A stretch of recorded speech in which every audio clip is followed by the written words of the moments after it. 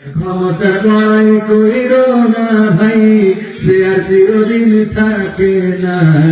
পাওয়ারের বড়াই কইর না ভাই, সে আর চিরদিন থাকে না। নিজের চেয়ার দেখা একদিন হইবে তোমার যন্ত্রণা। নিজের চেয়ার দেখা একদিন হইবে রে তোর যন্ত্রণা।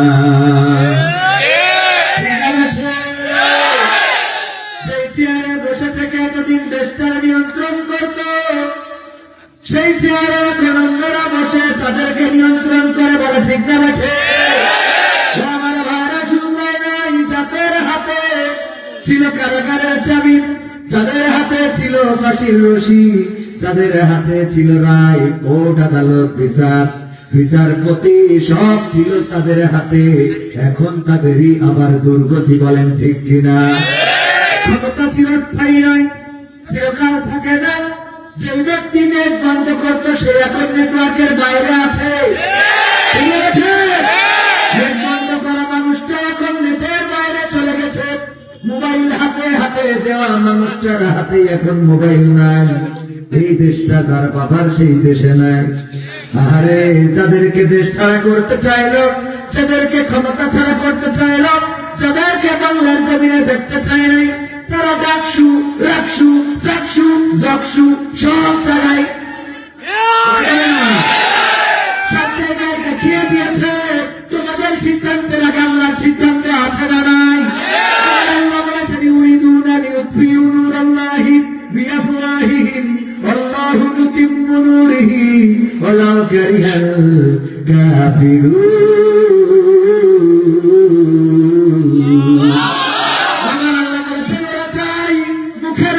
দিনের আলোকে নির্বাপিত করে দেবে। ওরা চায় ওদের ফুৎকার দিয়ে আলেম ওলামাদের পথচলা বন্ধ করে দেবে। ওরা চায় ফাঁসির কাস্তে ঝুলিয়ে ইসলামী আন্দোলনের নেতৃত্বটা বন্ধ করে দেবে, ইসলামী আন্দোলন নেতা শূন্য করে দেবে। কিন্তু আল্লাহ রাব্বুল আলামিন পরিকল্পনা করে রেখেছেন, তিনি তার দিনের আলোকে প্রজ্বলিত করে রাখবেন। যেই ভার্সিটিতে কথা বলা যায় না, সেই ভার্সিটিতে বিজয় দিয়ে বলে দিলে ভার্সিটিটা তোদের নিয়ন্ত্রণে দিয়ে দিলাম। এই সিদ্ধান্ত কার? এই সিদ্ধান্ত কার? এই জন্য ক্ষমতার গরম দেখায় লাভ নাই, চেহারার বড়াই দেখায় লাভ নাই। আমার এই যৌবন চিরকাল থাকবে না, মুখের এই কালো দাড়ি চিরকাল কালো থাকবে না, এত সুন্দর চেহারাটা চিরকাল সুন্দর থাকবে না। একদিন যৌবনে ভাটা পড়ে যাবে, একদিন সুন্দর চেহারাটাই ভাঁজ পড়ে যাবে, কালো চোখের মনিটা খোলা হয়ে যাবে, কালো চুলগুলো সাদা হয়ে যাবে, মুখের দাড়িটা সাদা হয়ে যাবে, সোজা মানুষটা পূজা হয়ে যেতে হবে। বেলা শেষে এই জমিন ছেড়ে বিদায় নিতে হবে। ওসমান হাদিকে যিনি গুলি করে হত্যা করেছে সেই ব্যক্তিও মারা যাবে।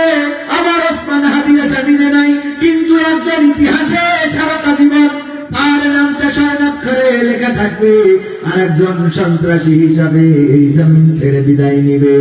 ওগো আমার ভাইরা, কিসের গৌরব, কিসের অহংকার, কিসের লড়াই, কিসের বড়াই?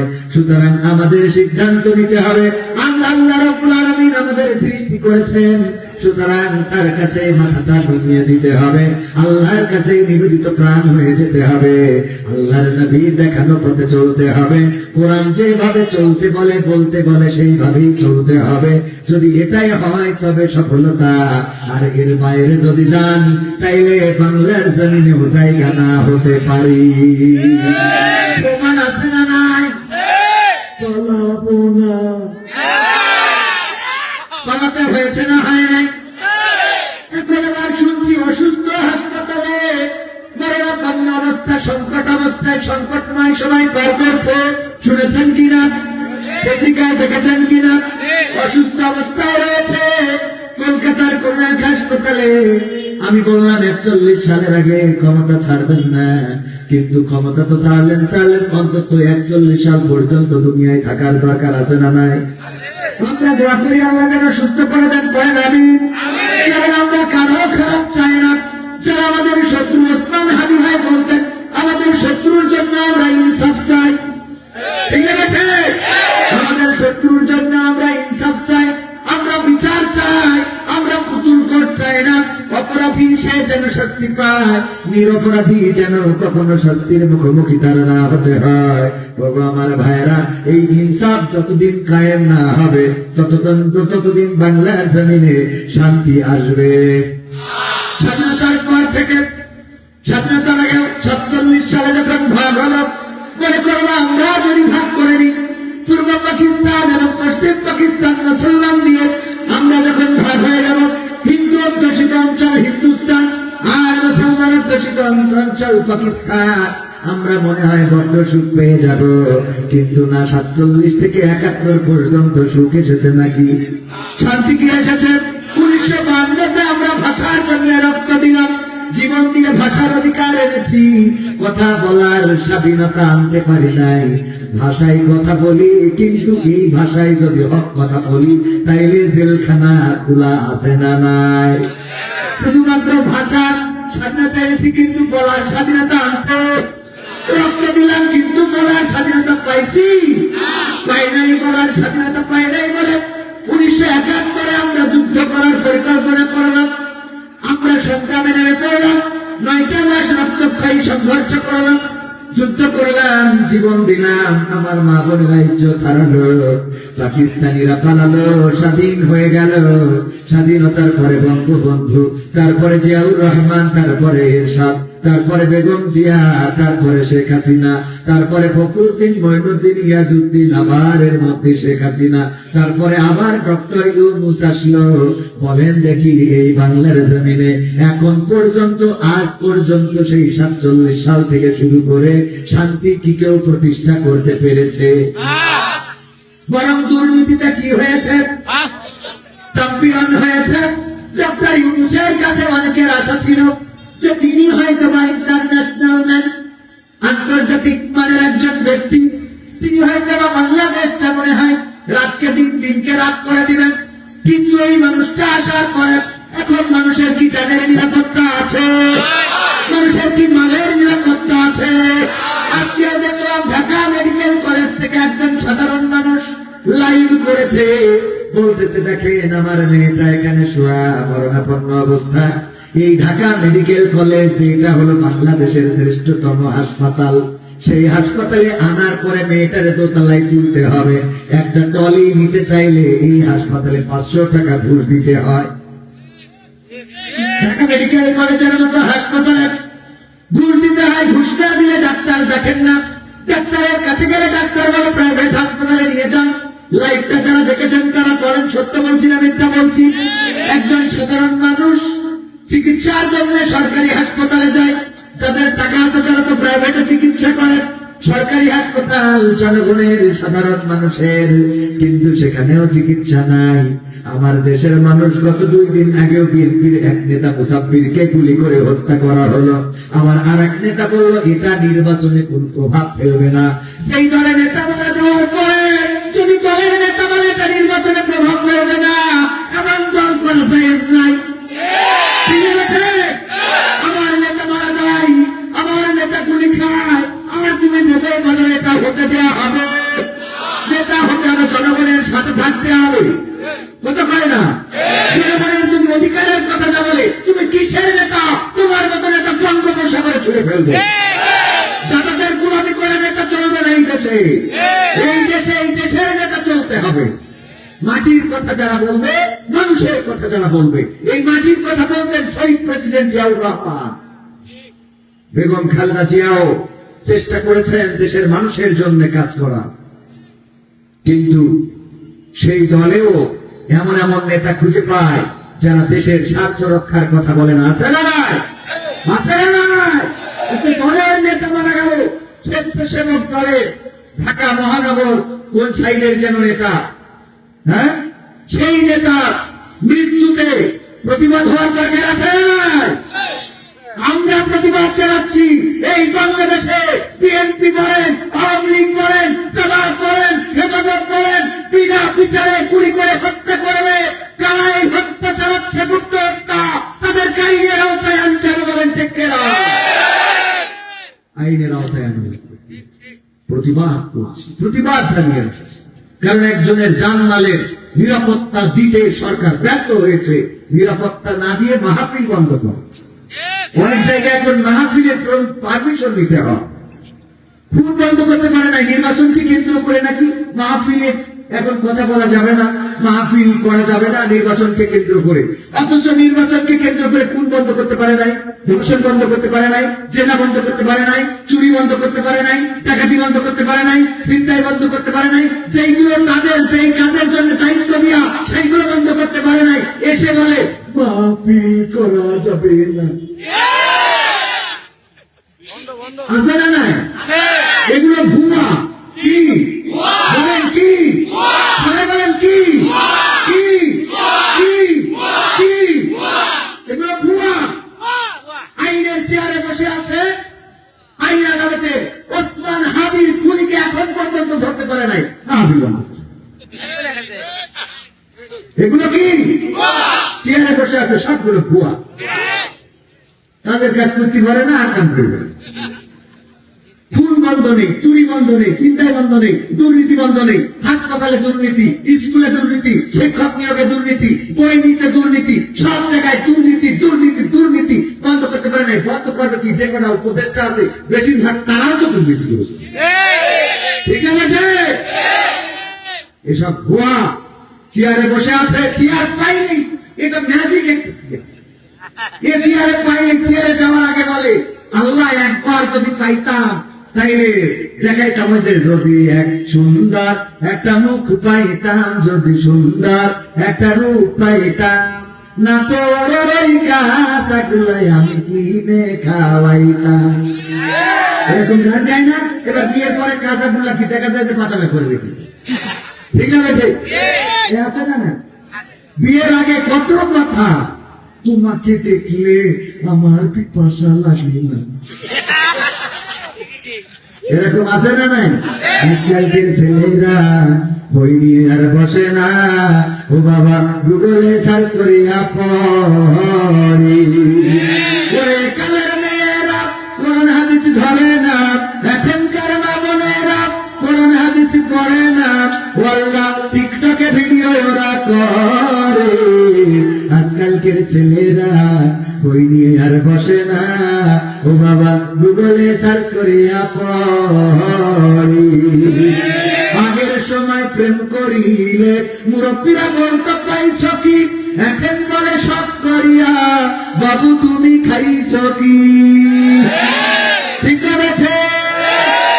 আগের সময় প্রেম করিলে মুরব্বীরা বলতো পাইছ কি, এখন বলে সব করিয়া বাবু তুমি খাইছ কি? লজ্জা শরম নাই, আইলাম কোন জামানাই, লজ্জা শরম নাই, আইলাম কোন জামানাই, ভবিষ্যৎ দেখি অন্ধকারে। আজকালকের ছেলেরা বই নিয়ে আর বসে না, ও বাবা গুগলে সার্চ করিয়া পড়ি। নতুন করে হয়েছে চালু এখন আমার কোন ট্রেন্ড, পরিচয় করাই দেখি এই আমার গার্লফ্রেন্ড। আছে না নাই? কথা বলেন আছে না নাই? নতুন করে হয়েছে চালু এখন আমার কোন ট্রেন্ড, পরিচয় করাই দেখি এই আমার গার্লফ্রেন্ড। শরমের মাথা খাইয়া গেছে সব পাগল হইয়া, শরমের মাথা খাইয়া গেছে ওরা পাগল হইয়া, ভবিষ্যৎ দেখি অন্ধকারে।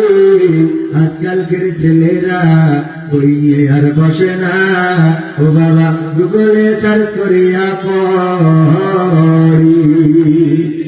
এমন ছেলে আছে না নাই যারা এখন অনলাইনে সার্চ করে পড়ে?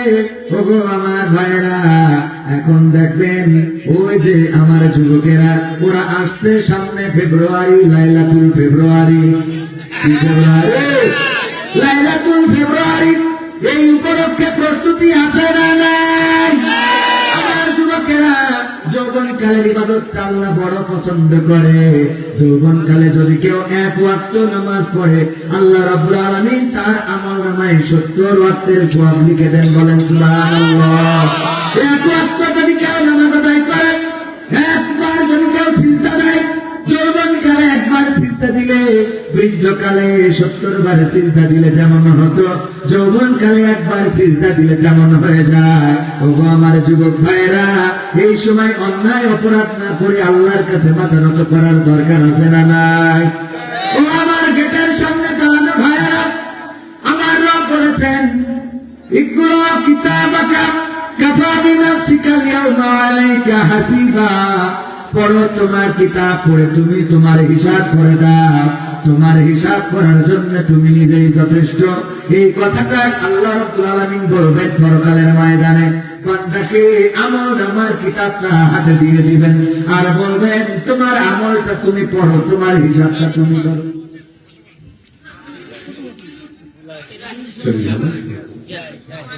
ভাইরা আমার, আমাদের আজকে মাহফিলের অতিথি, প্রধান অতিথি, একটু তাকবীর দেওয়া দরকার ছিল। লিল্লাহি তাকবীর, নারায়ে তাকবীর। জনাব অতিথির আগমন, জনাব হাজরত কোরআনুল ইসলাম মানুষ সাহেবের আগমন, শুভেচ্ছা স্বাগত মাহফিলের পক্ষ থেকে রহমত শুভেচ্ছা। নারায়ে তাকবীর। আল্লাহ রাব্বুল আলামিন কোরআনের মাহফিলের অতিথি করেছেন, কোরআনের জন্য কবুল করেছেন বলে কোরআনের মাহফিলের অতিথি হতে পেরেছে। বলেন ঠিক না বেটি? কোরআনের মাহফিলের অতিথি তো তারাই হতে পারে আল্লাহ যাদেরকে কোরআনের জন্য কবুল করেন, দ্বীনের জন্য কবুল করেন, ইসলামের পথে কবুল করেন। আমাদের আনু সাহেবকে আল্লাহ রাব্বুল আলামিন এই জমিনে কোরআনের জন্য কবুল করে নিন, বলেন আমিন। ও আমার ভাইরা, যেই কথা বলছিলাম, আল্লাহ বললেন, আল্লাহ রাব্বুল আলামিন পরকালে বলবেন, ইকরা কিতাবাকা কাফা বিনাফসিকা আল-ইয়াওমা আলাইকা হাসিবা। পড়ো, তোমার কিতাব পড়ে তোমার হিসাব তুমি করে দাও, তোমার হিসাব করার জন্য তুমি নিজেই যথেষ্ট। ওই দিন যখন আমলনামার খাতাটা উল্টাবেন, প্রতিটা পাতায় পাতায় দেখবেন কি করেছেন কি করেন নাই। তাস খেলেছেন সেটা এই খাতায় আছে না নাই? দোকানে চায়ের দোকানে সিনেমা দেখেছেন সেটা পাওয়া যাবে না, যাবে না? গ্রাম বাজার গুলি মেরেছেন সেটা দেখা যাবে। কবে দুর্নীতি করেছেন, অন্যায় করেছেন, অনাচার করেছেন, পাপাচার করেছেন, গদাচার করেছেন, সবগুলো পাওয়া যাবে। আজকের এই মাহফিলটাও এই খাতায় লিপিবদ্ধ থাকবে না, থাকবে না? এটাও পাওয়া যাবে। আল্লাহ রাব্বুল আলামিন যখন খাতাটা পড়তে দিবেন, তখন খাতাটা উল্টাতে উল্টাতে 2026 সাল জানুয়ারি মাসের 9 তারিখ আজকের এই দিনে দেখবেন আপনি কোরআনের মাহফিলে, শীতের ঠান্ডাকে উপেক্ষা করে কোরআনের মাহফিলে বসা। আল্লাহ যদি বলতে পারেন, ওগো রব দেখো আমি কোরআনের মাহফিলে বসেছিলাম, ঠান্ডা মাটিতে উপরে থেকে ঠান্ডা পড়ছিল, নিচে থেকে ঠান্ডা উঠছিল, আমি কোরআনের সম্মানে কোরআনের ইজ্জতে বসেছিলাম, কোরআনের কথা শোনার জন্য বসেছিলাম। আল্লাহ তুমি যদি চাও আমার জীবনের গুনাহগুলো মাফ করে দাও। আমার রবের এত দয়া, এত মায়া, তিনি যদি চান এই কোরআনের জন্য আপনার জীবনের গুনাহগুলো মাফ করে দিতে পারে, বলেন ঠিক কিনা? এই ক্ষমতা আল্লাহর আছে না নাই? এই ইখতিয়ার আল্লাহর আছে না নাই? আল্লাহ রাব্বুল আলামিন যাকে চান তাকে ক্ষমা করেন, আর যাকে চান তাকে অপমানিত অপদস্থ করেন। আল্লাহ যাকে চান তাকে জান্নাত দেন, যাকে চান তাকে জাহান্নাম দেন। কোরআনের কারণে কারো ইজ্জত বেড়ে যায়, আবার কোরআনের কারণে কারো ইজ্জত ভুলুণ্ঠিত হয়ে যায়। তার প্রমাণ যদি নিতে চান, বেশি দূরে যাওয়া লাগবে না। বেগম খালেদা জিয়া একই নেত্রী, আর শেখ হাসিনাও একই নেত্রী। বাংলাদেশের নেত্রী বেগম খালেদা জিয়া ছিলেন 3 বারের নির্বাচিত প্রধানমন্ত্রী, প্রথম নারী প্রধানমন্ত্রী বাংলাদেশের, এবং বিশ্বের ইসলাম বিশ্বের মুসলিম বিশ্বের দ্বিতীয়তম নারী প্রধানমন্ত্রী। এই মানুষটা মারা গেল, এই মানুষটার জানাজায় বাংলাদেশের মানুষ প্রমাণ করে দিয়েছে ভালোবাসা কাকে বলে, বলেন ঠিক না বেঠি? একজন নেত্রীর বাংলাদেশ থেকে খেদিয়ে দিল, বাংলাদেশ থেকে তাড়িয়ে দিল, আর একজন নেত্রীর পাশে বাংলাদেশ দাঁড়িয়ে গেল, বলেন ঠিক না বেঠে? কারণ কি?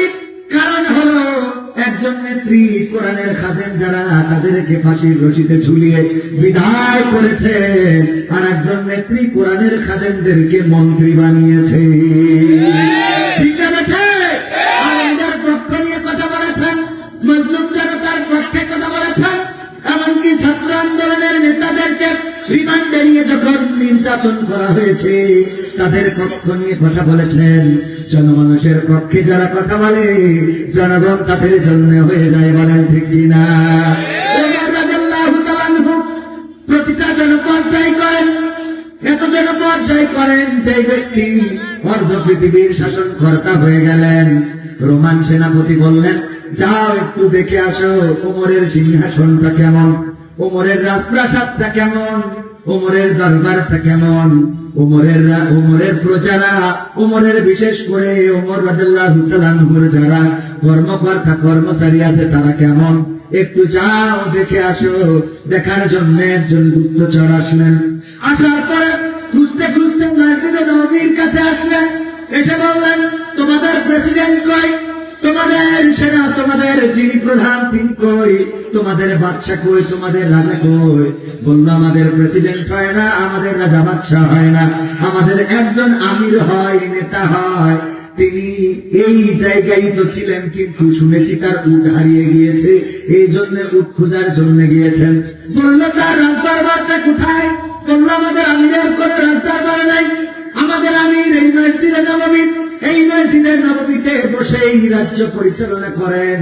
বললো, এখানে সিংহাসনটা কোথায়? দেখিয়ে দিল মাটির তৈরি করা, খেজুর গাছ দিয়ে তৈরি করা মেহরাবটা। বললো, ওই যে মাটির আসনে, মাটির তখতে বসে আমাদের প্রধান, আমাদের আমির, আমিরুল মুমিনিন ওমর রাদিয়াল্লাহু তাআলা আনহু রাষ্ট্র পরিচালনা করেন। বললেন, ঠিক আছে। তিনি দিয়েছেন কোন পথে উট খোঁজার জন্য, দেখিয়ে দিলেন পথে। লোকটি হাঁটতে হাঁটতে যাইতে লাগলো, দেখলো একটা গাছের নিচে যখন ছায়া ছিল, সেই ছায়ার নিচে সম্ভবত শুয়েছিল। তিনি বুঝে নিলেন এই ছায়ার নিচে শুয়েছিল, কারণ সূর্যটা সরে গেছে, ছায়াটাও সরে গেছে। বালুর উপরে শোয়া, খেজুর গাছে একটা উট বাঁধা। ওমর রাদিয়াল্লাহু তাআলা শুয়ে আছেন, মাথার নিচে নিজের হাতটা বালুর উপরে শোয়া, ক্লান্ত শ্রান্ত দেহ ওখানে গড়িয়ে পড়েছেন। উটটা খুঁজে ক্লান্ত হয়ে গিয়েছেন, সেখানে শুয়ে পড়েছেন, ঘুমিয়ে গিয়েছেন। শরীর থেকে ঘাম গুলো ঝরে পড়ছে, আর মাটি সেটা চুষে নিচ্ছে। মানুষের কাছে জিজ্ঞাসা করলেন লোকটিকে, বললো, ওই লোকটি হলো আমাদের আমিরুল মুমিনিন হযরত ওমর রাদিয়াল্লাহু তাআলা আনহু। ওই গুপ্তচর বললেন, আহারে, এমন একজন আমিরুল মুমিনিন জনগণের পাশে থাকেন এমন ভাবে যে তার নিরাপত্তার জন্য আর কোন নিরাপত্তা রক্ষীর প্রয়োজন হয় না, আর কোন শুটারদের প্রয়োজন হয় না, বন্দুকধারীদের প্রয়োজন হয় না। এই নেতা জনগণের অধিকার বুঝে দিয়েছে, এই জন্য জনগণ নেতার পাশে দাঁড়িয়ে গিয়েছে। ও আমার ভাইয়েরা, যেই নেতারা জনগণের মনের ভাষা বুঝতে পারে, জনগণের পক্ষে দাঁড়িয়ে যায়, জনগণও সেই নেতার জন্য জীবন বাজি রেখে দেয়, বলেন ঠিক কিনা? ওমর রাদিয়াল্লাহু তাআলা আনহুর আদর্শ থেকে আমাদের নেতাদের আদর্শ নেওয়া দরকার আছে। যারা নির্বাচনে দাঁড়াবেন, সে হোক বিএনপি, হোক জামাতে, হোক এনসিপি, হোক জাসদের, হোক বাসদের, যেটাই হোক না কেন, তারেক রহমান যেমন বলেছেন, ন্যায় নীতির আদর, বিশ্ব নবী সাল্লাল্লাহু আলাইহি সাল্লামের ন্যায় নীতির আদলে বাংলাদেশটা গড়ব। যদি বিশ্ব নবীর ন্যায় নীতির আদলে এই দেশ গড়তে হয়, তাহলে বিশ্ব নবীর খলিফারা কেমন করে রাষ্ট্র পরিচালনা করেছেন সেইগুলো জানার দরকার আছে না নাই? এই জন্য প্রতিটা নেতা কর্মীদের বলব, ওমর রাদিয়াল্লাহু তাআলা আনহুর জীবন পড়ার জন্য, আবু বকর রাদিয়াল্লাহু তাআলা আনহুর জীবন পড়ার জন্য, ওসমান রাদিয়াল্লাহু তাআলা আনহুর জীবন পড়ার জন্য, হযরত আলী রাদিয়াল্লাহু তাআলা আনহুর জীবন পড়ার জন্য। এইগুলো পড়লে রাষ্ট্র পরিচালনার জন্য কেমন নেতা হবে। ওমর রাদিয়াল্লাহু তাআলা আনহু রাতের অন্ধকারে ঘুরছেন, ঘুরতে ঘুরতে দেখলেন এক বাড়িতে এক বুড়ি কি যেন চাল দেয়, চারিদিকে বাচ্চারা কান্নাকাটি করে, মা গো, আর কত সময় লাগবে রান্না হতে, আর কত সময় পরে রান্না হবে গো মা, ক্ষুধার যন্ত্রণা তো সহ্য করতে পারি না। মা জননী বললেন, আমার সন্তানেরা একটু অপেক্ষা করো, আর কিছুক্ষণ পরে রান্নাটা হয়ে যাবে। এই কান্না করতে করতে একজন একজন করে সব সন্তান ঘুমিয়ে গেল। ওই মহিলাটা নিজের চুলাটা বন্ধ করে দিল। ওমর রাদিয়াল্লাহু তাআলা আনহু বুঝলেন না, আরে কি রান্না করে এমন, রান্নাটা শেষ হলো না, অথচ চুলাটা বন্ধ করে দিল, কারণ সন্তানদের তো খাওয়াতে পারে নাই, সন্তানরা সবাই ঘুমিয়ে গেল। ওমর রাদিয়াল্লাহু তাআলা আনহু সালাম দিয়ে বাড়িতে প্রবেশ করে বললেন, ও বুড়িমা, কি এমন রান্না করছিলে গো মা? সেই রান্নাটা শেষ হয় নাই, কিন্তু তোমার সন্তানেরা ঘুমিয়ে গিয়েছে। বুড়িমা বললেন, ও মুসাফির, আমি জানি না কে তুমি, আমার হাড়ির দিকে চেয়ে দেখো, হাড়ির মধ্যে কিছু পাথর আছে, এই পাথরগুলো জ্বালাচ্ছিলাম, বলো দেখি পাথর কি কখনো সিদ্ধ হয়? ওমর রাদিয়াল্লাহু তাআলা বললেন, না, পাথর তো কখনো সিদ্ধ হতে পারে না।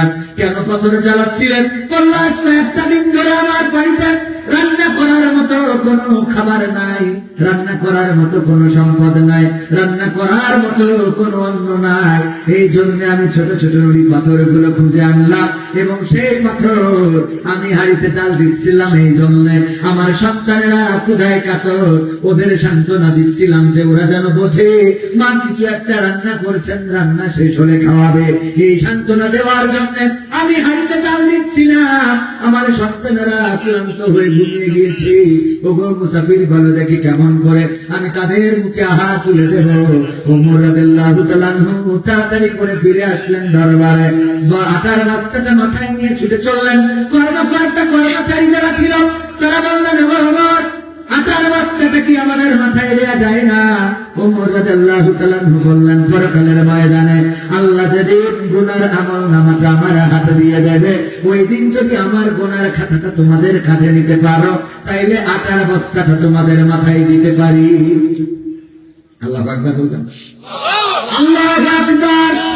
ওমর রাদিয়াল্লাহু তাআলা আটার বস্তা নিয়ে ছুটে চললেন ওই বাড়িতে। তারপরে বুড়িমাকে ডাকলেন, আটা প্রস্তুত করলেন, রুটি বানালেন নিজ হাতে, ওই রুটি থাকতে সহযোগিতা করলেন। তারপরে সন্তানদেরকে ডাকতে বললেন, ছোট ছোট সন্তানেরা উঠল। ওমর রাদিয়াল্লাহু তাআলা ওই মহিলার সাথে নিজেও রুটি মুড়ায় মুড়ায় খাইয়ে দিলেন, রুটি ছিঁড়ে ছিঁড়ে ওই বাচ্চাদের মুখে তুলে দিলেন। বাচ্চারা পরিতৃপ্ত সহকারে খাইল। এবার বললেন, বুড়িমা, আমি কি যেতে পারি? বুড়িমা বললেন, বাবা, কে তুমি? তোমার পরিচয়টা তো দিলে না। তোমার জন্য আমি একটু দোয়া করতে চাই আল্লাহর কাছে। ওগো আল্লাহ, তুমি এই আরব কান্ট্রিতে ওমরের মতো একজন খলিফা না বানায় তুমি যদি এই মুসাফিরের মতো একজন রাষ্ট্রপ্রধান বানিয়ে দিতে, তাইলে আমাদের মতো অভাবীরা অভুক্ত থাকতো না। আল্লাহ, তুমি এই মুসাফিরের, এই জাতীয় মানুষের রাষ্ট্র ক্ষমতা দান করে দাও। ওমর রাদিয়াল্লাহু তাআলা বললেন, কালকে আসবেন মসজিদে নববীতে, সেখানে আমি থাকবো এবং আপনার জন্য কিছু বরাদ্দ দেওয়ার চেষ্টা করব। বরাদ্দ নিয়ে দেওয়া যায় কিনা সেই চেষ্টাটা করব।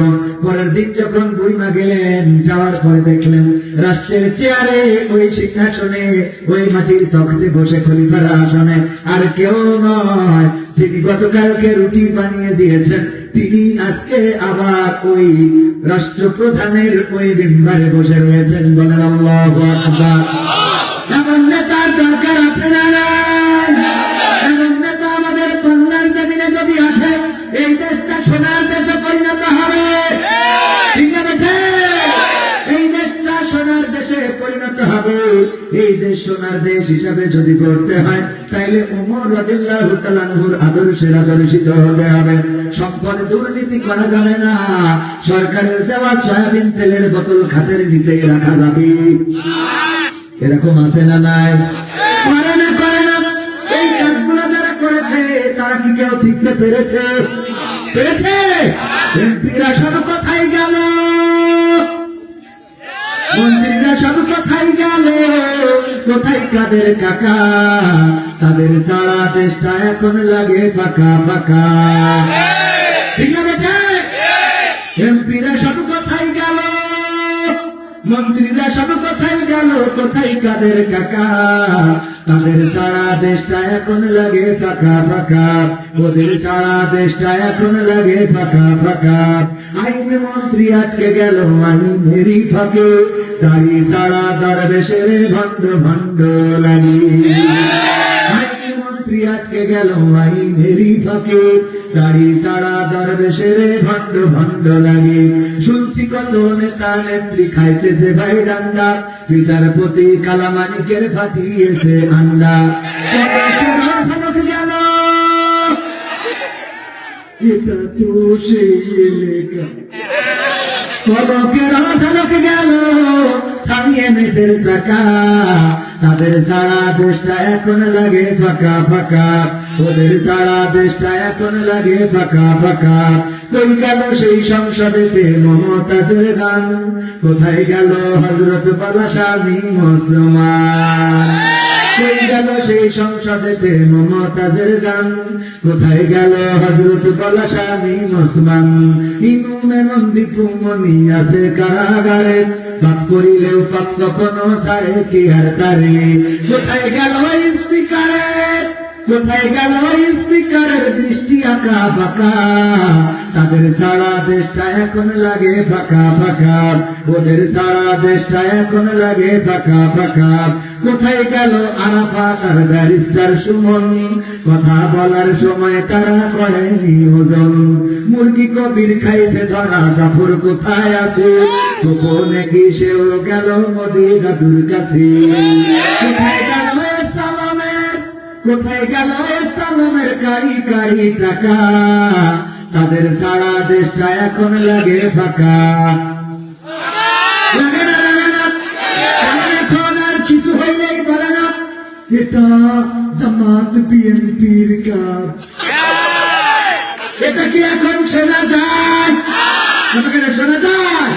কিছু হইলেই নেতাদের নামে মামলা ছিল না, ছিল না? কিছু হইলেই মামলা, মামলা একেবারে। আর আছে ঢাকায় বন্ধুটিতে নাটোরে কোন নামে মামলা, আবার আছে নাটোরে বন্ধুটি ঢাকায়, তাও না শুধু তার মামলা আছে না? না ছিল না, ছিল না, ছিল এইগুলো। ও বাবা, আমি উদাহরণ দিতে যেয়ে বলি, বর্ডারের কাছে যাদের বাড়ি তারা বলবেন মিস্টার বল্টু বাইসাইকেলে করে বালুর বস্তা নিয়ে আসতেছে, প্রশাসনের লোক দাঁড় করায় বলছে এই বাইসাইকেলে কি বলছে বালু। বর্ডার দিয়ে তুমি বালু পাচার করো, এটা কোনো কথা বলি? মানুষের সোনা দানা ফেন্সিডিলি আবার এগুলো পাচার করো। বল্টু এই বাইসাইকেলে এই বস্তার মধ্যে কি? বলল স্যার বালু, স্যার বালু নিয়ে যায়। বললো না বালু না, নিশ্চয়ের মধ্যে কিছু আছে স্যার, চেক করে দেখেন। চেক করে দেখে না, ওর মধ্যে কিছু নাই, খালি বালু। ছেড়ে দিয়েছে 2 দিন 4 দিন পরে আবার দেখে বল্টু বাইসাইকেলে করে এক বস্তা কি যেন নিয়ে যায়। বল্টু বাইসাইকেলে করে কি পাচার করো? স্যার বালু, স্যার। বর্ডার দিয়ে কেউ বালু পাচার করে, এটা কোনো কথা নাকি? আমার বালুটা চেক করে দেখেন। চেক করলো, করে দেখে না সত্যি বালু, ছেড়ে দিল। এরপরে তৃতীয় আর একদিন দেখে বাইসাইকেলে করে বস্তায় কি যেন নিয়ে যায়। বললো বাইসাইকেলে কি পাচার করো? বললো স্যার বালু, স্যার। বালু ছাড়া কিছু নাই। বললো না, এই বালু হইতে পারে না, নিশ্চয় এর মধ্যে কিছু থাকতে পারে, পাঠাই দাও ঢাকায়, আমরা ল্যাবে চেক করে দেখবো। চেক করে দেখে না সত্যি বাইসাইকেলে বালু। নাটোরে আপনার সিংড়ার বাজারে দেখা হয়েছে বল্টুর সাথে প্রশাসনের লোকের। বলছে চলে বল্টু, এই নাটোরে সিংড়ার বাজারে যেহেতু দেখা হলো, তোর ওই বালুর বস্তা তো কয়বার করে চেক করলাম, ঢাকায় পাঠালাম, পাঠানোর পরে দেখলাম আসলে এই বস্তার মধ্যে বালু ছাড়া কিছু নাই। বল দেখি বর্ডার দিয়ে বাইসাইকেলে বালু কেন পাচার করি? সেই দেশে কি বালুর অভাব হয়ে গেল? সাইকেলে করে বালু কেন পাচার করা লাগবে? বলতেছে স্যার গো, আপনি আজকে সিংড়া বাজার মানে আমার বাজার, এই বাজারে এসে জিজ্ঞেস করেছেন, এখন সত্য বলবো না মিথ্যা বলবো? বললো বাড়ির পরে জিজ্ঞেস করেছি, মিথ্যা বলিস না রে বল্টু, কেন বাইসাইকেলে করে বালু পাচার করিস সেইটা কর। বলতেছে স্যার শোনেন, সত্যি কথা হলো আমি আসলে বাইসাইকেলে করে বালু পাচার করি নে, আমি মূলত বর্ডার দিয়ে ওই বাইসাইকেলটা পাচার করি। কি পাচার করে? আর চেক করে কি? কিছু হয় নাই, জামাত বিএনপি করেছে। হাড়ের মধ্যে দিয়ে সব কিন্তু সে কানাডায় বেগম পায় বাড়ি, সুইজারল্যান্ডের সুইস ব্যাংকে টাকা, বুর্জ খলিফায় ফ্ল্যাট, সিঙ্গাপুরে ব্যবসা, থাইল্যান্ডে যায় পিকনিকে, অসুস্থ হইলে সর্দি কাশি হইলে মাউন্টেন চালাতে যায়। আর আমাদের রোজার মাস আসলে বলে রে, তোমরা পেয়ারা খাও আর বড়ই খাও। ঠিক না বেটা? পেয়ারা খাও আর বড়ই খাও রে, আর বলে যে কুমড়ো দিয়ে বেগুনি বানাও, কুমড়ো দিয়ে বেগুনি বানাও, কাঁচা মরিচ শুকায়ে ফ্রিজে রেখে দাও, বর্ষাকালে ভিজাবা আবার জ্যান্ত হয়ে যাবে। কাঁঠাল দিয়ে গোস্তের অভাব পূরণ করো, হতে চাই না। এই কথাগুলো বলে বাংলাদেশে রাজনীতি করা যাবে? প্রেসিডেন্ট যা খাবে আমরাও তাই খাবো। প্রেসিডেন্টের ফ্রিজে যদি গরম গরম খাবার থাকে, আমার জনগণ কেন পান্তা খাবে? কারণ আমরাই তো বলেছিলাম, নেতা তুমি এগিয়ে চলো, আমরাই আছি তোমার সাথে, নেতা তোমার ভয় নাই, রাজপথ ছাড়ি নাই, আমার নেতা যেখানে আমরাই আছি সেখানে। নেতা এখন কি খায়? পোলাও কুরমা খায়, আমি কেন বিড়ি খাই? ঠিক আছে, নেতা খাওয়া যাক, জনগণ খাইতে হবে তা। ঠিক আছে, এমন নেতা হতে হবে। এখনো সময় আছে আমার নেতারা, আশা করি কোরআনের আলোকে, আল্লাহর রাসূল সুন্নাহর আলোকে, আল্লাহর নবীর সুন্নাহর আলোকে জীবনটা সুন্দর করে নিয়ে এই বাংলাদেশে ন্যায় ইনসাফ কায়েম করে দেবে, জনগণের অধিকার বুঝে দেবে। জনগণের অধিকার যেন বিনষ্ট না হয়, জনগণের জন্য রাজনীতি হতে হবে। ভালো কাজের প্রশংসা আছে না নাই? এখন সৌদি আরবে গেলেন প্রেসিডেন্ট জিয়াউর রহমান, ওখানে নিন্দাস দিয়েছিলেন, সেটা দেখা যায়। ওই নিন্দাসের নাম রেখেছে শাহজালাতুল জিয়া বা জিয়াত্রী বলে তারা সম্বোধন করে থাকে। ও আমার ভাইয়েরা, সংবিধানে বিসমিল্লাহ সংযোজন করেছিল, বিসমিল্লাহির রহমানির রহিম। আল্লাহর প্রতি পূর্ণ আস্থা ও অবিচল বিশ্বাস নিয়ে রাজনীতি, এইগুলো করার কারণে প্রশংসিত হয়েছে বেগম জিয়া আলমদের পক্ষে থাকার কারণে। আলমদের কোনদিন বেইজ্জতি করে কোনো কথা বলে নাই, আলমদের কোনদিন বেইজ্জতি করে নাই। এই জন্য তার জানা যায় হযরত মাওলানা মামুনুল হক, তারপরে ডক্টর মিজানুর রহমান হাজারী, শায়েখ আহমদুল্লাহ সহ প্রতিটা ইসলামী আন্দোলনের আমির, নেতা কর্মী, তারা এসে ওই জানাজাটাকে, তারা জানাজায় এসে শরীক হয়ে প্রমাণ করে দিয়েছেন যে ভালো কাজ করে যে সম্মান পাইছে। ঠিক আছে, এই জন্য ভালো কাজ করলে প্রশংসিত হবে, আর খারাপ কাজ করলে লাঞ্ছিত করবেন কে? যারা বলেছিল পালাবো না, খেলা হবে, এখন নাই নাই নাই রে, সব তো পালিয়ে গেল, আর খেলা করার জন্য মাঠ ফাঁকা ফাঁকা রে। এখন খেলা জমানোর জন্য না পেরে, আগে একসাথে ছিল জামাত আর বিএনপি, একটু ভাগ করে নিয়েছে, যেহেতু দুই দল না হলে খেলা করবে কি করে, তাই না? এজন্য নিজেরা যেহেতু যারা মুসি হইস তারা চলে গেছে, তো একটা তো মুসি বানাইতে হবে, বুঝতে পারলেন তো? মানে একজনের তো একটু চোখ বাইতে দিতে হবে, বিয়েতে কাটি দিতে হবে না, যে দেখা যাচ্ছে যে যার চোখ বাঁধতে হবে সে চলে গেছে। তো এই জন্য আমরা নিজেরা চোখ বাইতে খেলা করি। ঠিক আছে না বাবা? দেখা যাক খেলায় কোথায় গিয়ে থাকে। ঠিক না বেটে? আল্লাহ আমাদের কল্যাণের পথে পরিচালিত করুন, বলে না? একটু জিজ্ঞেস করুন, লা ইলাহা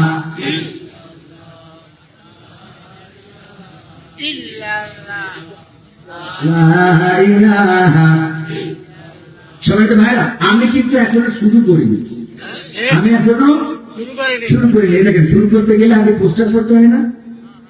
পোস্টার দিয়েছে জামিয়া ইসলামিয়া মিসবাহুল উলুম বড় চৌগ্রাম, বলতে হয় কিনা? তারপর বক্তাদের নাম, অতিথির নাম। আমি বলেছি কি আমি ডাইরেক্ট স্টার্ট মেরেছি না? কারণ কি? কারণ হলো যে আমাদের অতিথি আসতে লেট করছিলেন, উনাকে একটু গ্যাপ দিতে হবে। তো উনি একটু কথা বলে, উনার তো প্রোগ্রামের শেষ নেই। এখানে প্রোগ্রাম আমরা কয়টা মাহফিল করি, মাহফিল তো ওনাদের, ওনারা যদি মাহফিল করি টাকা নিত তাইলে আমাদের থেকে মেলা ভালো পেয়ে যেত। কারণ প্রতিদিন 4-5টা করে মাহফিল, এরকম না, ধরো বেশি মনে হবে 4-5টা মাহফিলে যাইতে হয়। তো যাই হোক, নসিবটা ভালো যে টাকা নেয় না দেয়। ঠিক না? টাকা নিলে অনেক টাকার মালিক হয়ে যেত। তো মুক্তারামের ব্যস্ততা আছে, আমরা জনাব শ্রোতাভাজন আলহাজ আনোয়ারুল ইসলাম আমি সাহেবকে একটু সুযোগ দিচ্ছি, উনি আপনাদের সাথে সালাম বিনিময় করে তারপরে ওনার উনি প্রোগ্রামের ব্যস্ততায় যেতে হবে। প্রতিদিনই তো ব্যস্ততা, আল্লাহ রাব্বুল আলামিন ওনাকে দিনের জন্য কবুল করুন, করছি আমি। ওনার কথাগুলো আমরা ধৈর্য সহকারে শুনবো। আমার জানানো ভাইয়েরা এবার আসবেন, এবার কিন্তু উনি বক্তৃতা দেওয়ার পরে তারপরে ফাটাফাটি শুরু হবে। আলহামদুলিল্লাহ, যারা মঞ্চের সামনে দাঁড়িয়ে আছেন আমি তাদের বিনীত অনুরোধ করছি, ভাই আপনারা মঞ্চের সামনে এদিকে জায়গা আছে, ভাই ফাঁকা জায়গা আছে, আপনারা বসে বলুন। এতে যারা দাঁড়িয়ে আছেন আমি তাদের পায়ে হাত দিয়ে অনুরোধ করছি, ভাই আপনারা আমাদের ছাদের নিচে এসে বসে পড়ুন, অনেক টাকা ফাঁকা রয়েছে। এ পর্যায়ে আজকের এই ঐতিহাসিক ইসলামী জলসার প্রধান অতিথি আমাদের সিনিয়র গণমানুষের নেতা, বাংলাদেশ জাতীয়তাবাদী দল বিএনপির মনোনীত ধানের শীষের কান্ডারি সিংড়া আসনের বিএনপি মনোনীত এমপি পদপ্রার্থী জনাব আলহাজ অধ্যক্ষ আনোয়ারুল ইসলাম আনু সাহেব আমাদের মাঝে এসে উপস্থিত হয়েছেন। আমরা তাকে চৌরাবাসীর পক্ষ থেকে, মাদ্রাসা কমিটির পক্ষ থেকে তাকে স্বাগত শুভেচ্ছা জানাচ্ছি। সেই সঙ্গে তার ছাত্রছাত্রী যিনারা রয়েছেন সেই সমস্ত বিএনপির নেতৃবৃন্দকেও আমরা আমাদের মাদ্রাসা কমিটির পক্ষ থেকে স্বাগত শুভেচ্ছা জানাচ্ছি এবং আমি প্রধান অতিথিকে তার মূল্যবান বক্তব্য রাখার জন্য বিনীত অনুরোধ করছি।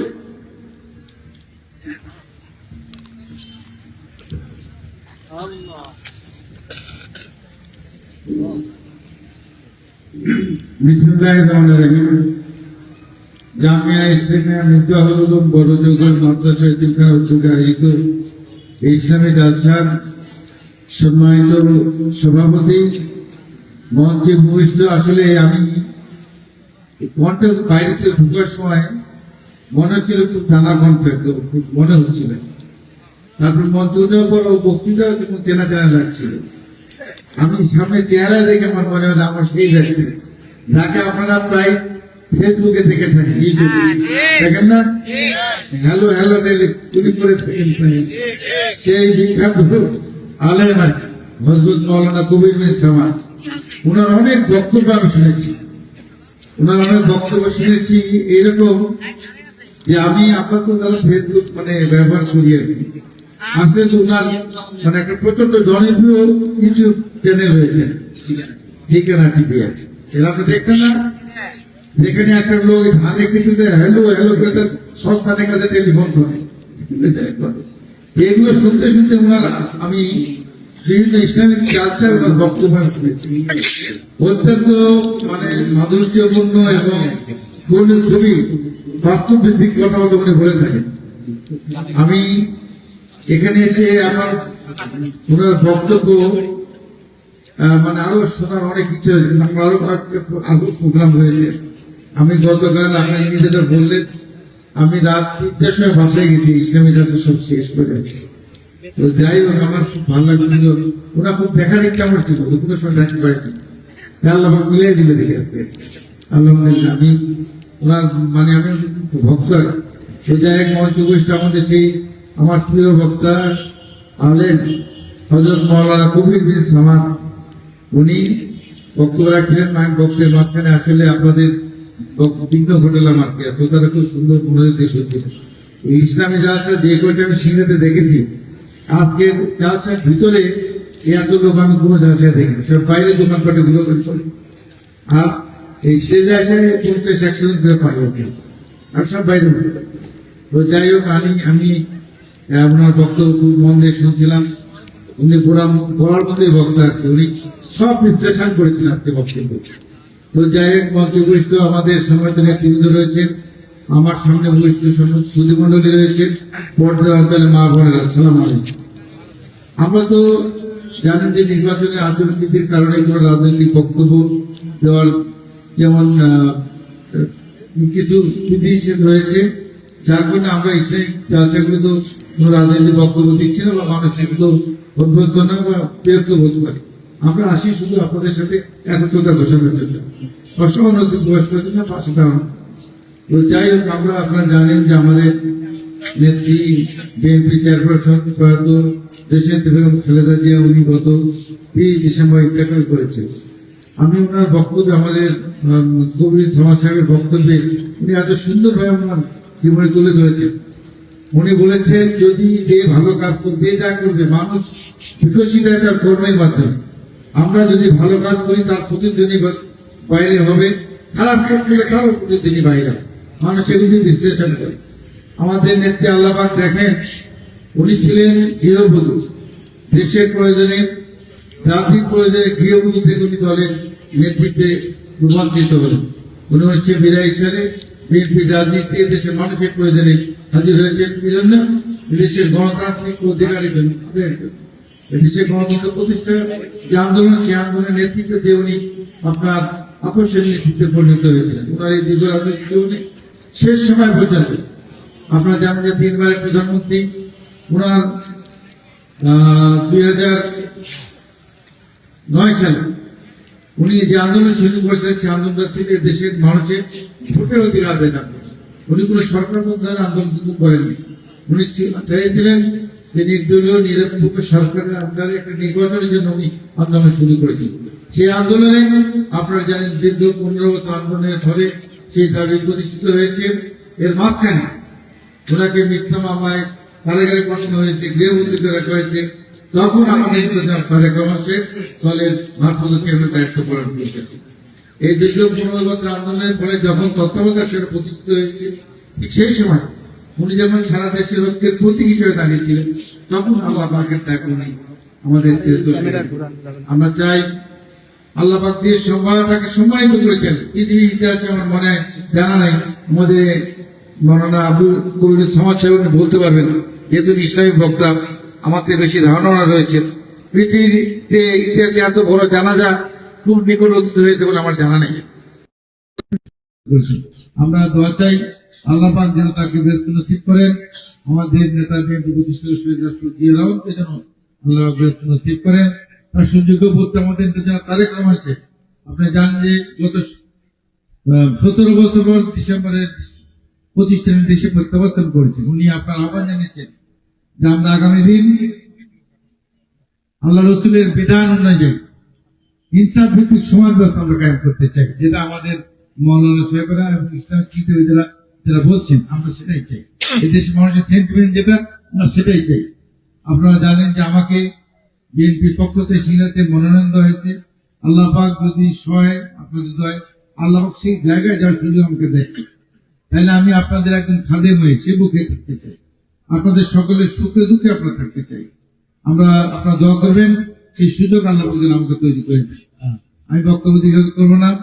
আমি আমার জন্য সর্বোপরি আমার সিনা এলাকার মানুষের জন্য, আপনাদের সকলের জন্য দোয়া চেয়ে সকল সুস্থতা কামনা করে আমি চাই এই সিংহা একটা শান্তি নিয়ে হিসেবে গড়ে উঠুক।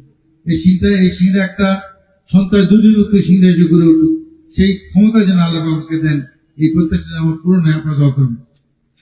পরিশেষে আবারও আপনাদের কাছে আমি ফিরিয়ে দিচ্ছি আমাদের সুবক্তা আমাদের মৌলানা কবির সমাজ সাহেবকে।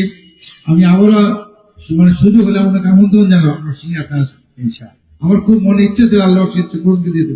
আপনার ইচ্ছে ছিল সামনাসামনি আমার জন্য দোয়া করুন। আসসালামু আলাইকুম।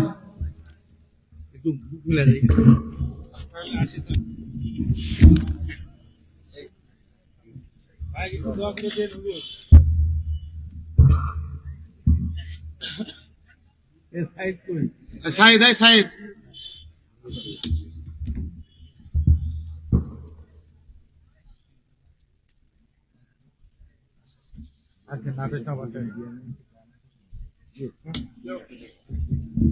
হ্যাঁ, আলহামদুলিল্লাহ, আলহামদুলিল্লাহ। বসেন একটুখানি। হ্যাঁ, যাবেন একটা সঙ্গীত শুনে তারপর যাবেন। আর একটা সঙ্গীত শোনানো লাগে।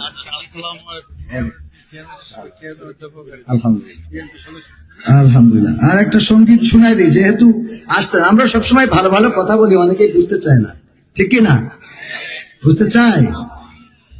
পৃথিবীর মায়া ছেড়ে হলেন পারের যাত্রী, মানুষের কাছে তিনি ছিলেন প্রিয়জন, ছিলেন আপোষহীন নেত্রী। পৃথিবীর মায়া ছেড়ে হলেন পারের যাত্রী, মানুষের কাছে তিনি ছিলেন প্রিয়জন, ছিলেন আপোষহীন নেত্রী। মানুষের কল্যাণে করেছেন রাজনীতি, উজাড় করে মন প্রাণ। চিন্তা চেতনাই ছিল দেশ আর জনগণ, মানুষের কল্যাণ, মানুষের কল্যাণে করেছেন রাজনীতি, উজাড় করে মন প্রাণ। চিন্তা চেতনাই ছিল দেশ আর জনগণ, জনমানুষের কল্যাণ। গরিব দুঃখীর তরে মানুষের ঘরে ঘরে, গরিব দুঃখীর তরে মানুষের ঘরে ঘরে তিনি ছিলেন এক ধাত্রী। পৃথিবীর মায়া ছেড়ে হলেন পারের যাত্রী, মানুষের কাছে তিনি ছিলেন প্রিয়জন, ছিলেন আপোষহীন নেত্রী। আলেমের প্রতি তার ছিল ভালোবাসা, করত অনেক বেশি সম্মান। আল্লাহর প্রতি পূর্ণ আস্থা রেখে চলেছে স্বামী আর সন্তান। আলেমের প্রতি তার ছিল ভালোবাসা, করত অনেক বেশি সম্মান। আল্লাহর প্রতি পূর্ণ আস্থা রেখে চলেছে স্বামী আর সন্তান। গরিব দুঃখীর তরে মানুষের ঘরে ঘরে, গরিব দুঃখীর তরে মানুষের ঘরে ঘরে তিনি ছিলেন এক ধাত্রী। মা পৃথিবীর মায়া ছেড়ে হলেন পারের যাত্রী, মানুষের কাছে তিনি ছিলেন প্রিয়জন, ছিলেন আপোষহীন নেত্রী। ঠিক না বে ঠিক? আলেমদের প্রতি তার সহানুভূতি ছিল না, ছিল না? জি, শুকরান। এটা শোনানোর জন্য একটু বসাইলাম।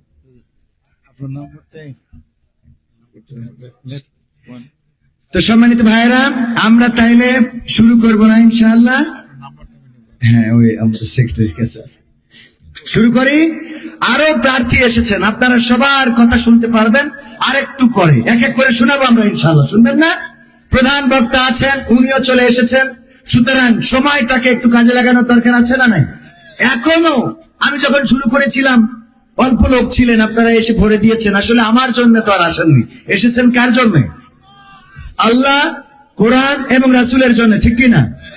সুতরাং যারা আল্লাহর জন্য এসেছেন তাদেরকে বলছি, দাঁড়ানো আমার ভাইয়েরা, কলিজার টুকরারা, একটু ভিতরে এসে বসে পরিবেশটা সুন্দর করে দিবেন।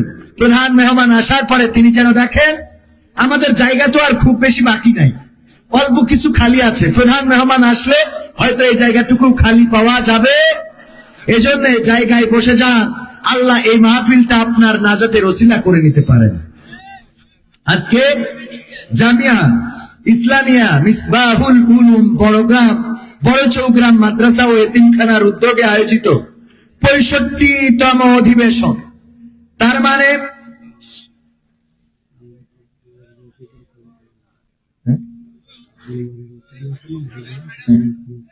ঠিক আছে। তো এই আজ আলোচনার মধ্যে এরকম করে ডাকেন। হ্যাঁ, আলহামদুলিল্লাহ, আপনি ভালো মানুষ, শুক্রিয়া। নেন বসেন, এক জায়গায় বসে শোনেন কেমন লাগে। আর কথা বলা যাবে না, একদম শেষ করবো তারপরে কথা বলবো, ঠিক কিনা? মানে উদারতা দেখাইছি বলে এরকম না যে আপনি একেবারে গায়ে পায়খানা করে করা যাবে এটা। এবার একেবারে স্টপ, আমি শেষ করব, তারপরে যে কথা বলবে বলবে। 65তম অধিবেশন, কথা বলা এটাও একটা আধ্যাত্মিকতা। কি কথা? আধ্যাত্মিকতা। এটা চাইলে আপনি বলতে পারবেন না, এটা আল্লাহ রাব্বুল আলামিনের পক্ষ থেকে বলান। তাই আমি তো এত বড় বক্তা না, আমি এত বড় আলেমও না যে আপনাদের এই হাজার হাজার মানুষের মন জয় করে এখান থেকে চলে যাব। মানুষ আল্লাহকে পর্যন্ত গালি দিয়ে বসে থাকে, বলে নাউজুবিল্লাহ। দেয় না, দেয় না। একটু রোগ হইলে কয় আল্লাহ আমারে ছাড়া কারো চোখে দেখে না, এ বলে না, বলে না। একটু সর্দি কাশি হয়েছে, ছেলেটা একটু আল্লাহ আমারই দেখে, অসুবিধা ঠিক আছে, ঠিক আছে। তো আল্লাহকেও মানে আল্লাহ মানুষকে খুশি করতে 1400 বছর আগে যেই নবী এসেছিলেন মানুষের কল্যাণের জন্য, মানুষের মুক্তির জন্য, যেই পরকালের ময়দানে বিশ্ব নবী সাল্লাল্লাহু আলাইহি ওয়াসাল্লাম ছাড়া আপনার পরিচয় নিয়ে কেউ দাঁড়াবে না, না নেতা, না পিতা, না মা, না ভাই, না বোন, না স্বজন। ওই দিন একজন, অনলি ওয়ান পারসন শুধু আপনার পরিচয় নিয়ে দাঁড়াবেন, তিনি হলেন আখিরি জামানার পয়গম্বর হযরত মুহাম্মদ সাল্লাল্লাহু আলাইহি ওয়াসাল্লাম। তিনি ছাড়া আপনাকে ওই হাসরের ময়দানে কোনো আপনজন পরিচয় দিবে না। অথচ সেই নবীকে পর্যন্ত অস্বীকার করার উম্মত আছে না নাই? সেই নবীর আদর্শের বিরুদ্ধে কথা বলার উম্মত আছে না নাই? সেই নবীর নীতি পছন্দ হয় না, আছে না নাই? সেই নবীর দাড়ি মুখে রাখলে সেটা টেনে অপমানিত করে, আছে না নাই? সেই নবীর সুন্নাহ টুপি ভোটের সময় ছাড়া মাথায় দেয় না, আছে না নাই? ঠিক না বেঠে? তো এই জন্য আল্লাহর নবীকে পর্যন্ত, আল্লাহর নবীও এই মানুষের খুশি করতে পারেন, তো আমার মতো অধম আমি নাটোরের সিংড়ার সবাইকে খুশি করে পলকের মতো ঝলক দেখাবো, এটা হবে না, এটা সম্ভব হবে না। সুতরাং একটু মনোযোগ সহকারে যদি আপনারা সহযোগিতা করেন আর আমিও যদি বলার সুযোগ পাই, তাইলে সেটা আমার এবং আপনাদের কাজে লাগবে। কার কার কার কাজে লাগবে? আমার কেন কাজে লাগবে? আমার আপনাদের দরকার, পরকালের ময়দানে আমিও বিপদে পড়ে যাব। আমারে আল্লাহ রাব্বুল আলামিন ধরে বলবে, তুই মাহফিল করি যে টাকা নিতি সেটা কই না দিছিস? কথা কয় না, কনে পাইছো এত টাকা নিয়ে? আর না এমনি হুজুরির কবে না তুই নিছিস, মাফ করে দিলাম। আমার এমন অনেক অপরাধ আছে, সেই অপরাধ মা জননী যদি জেনে যেত ভাত রান্না করে খাওয়াতো না। এমন অনেক অপরাধ আছে যে অপরাধ যদি আমার পিতা জেনে যেত বাড়িতে জায়গা দিত না। এমন অনেক অপরাধ আছে যে অপরাধ আমার স্ত্রী যদি জেনে যেত সংসারটা টিকতো না। এমন অনেক অপরাধ আছে যে অপরাধ আমার সন্তান জেনে গেলে বাবা বলে ডাকতো না। এমন অনেক অপরাধ আছে যে অপরাধ গ্রামের মানুষ যদি জেনে যেত আমাকে মসজিদে ঢুকতে দিত না। এমন অনেক অপরাধ আছে যে অপরাধ যদি আজকে আপনারা জেনে যেতেন এই মাইকে গলাবাজি করতে দিতেন। এমন অনেক অপরাধ আছে পৃথিবীর কোন মানুষ জানে না, জানি আমি আর জানে আমার আল্লাহ। জানেন কে? আল্লাহ রাব্বুল আলামিন জানেন। এমন অনেক অপরাধ আছে যেটা লোক সমাগমে লোকের সামনে লোক সম্মুখে যদি প্রকাশ হয়ে যেত তাইলে আমার ওয়াজ শোনার মতো মানুষ পাওয়া যেত না। ও আমার ভাইয়েরা, এমন অপরাধের অপরাধী আমি পরকালের ময়দানে বিপদে যখন পড়ে যাব, এই সিংহার কোন একজন মানুষের সাথে যদি দেখা হয় হাসরের মাঠে, দেখবেন যে আমি বাঁ দিকে চলে যাচ্ছি জাহান্নামের দিকে। আপনারা বলবেন, হুজুর ওই দিকে তো জাহান্নাম, কেন যান? ওই দিকে তো জাহান্নাম, কেন যান আপনি?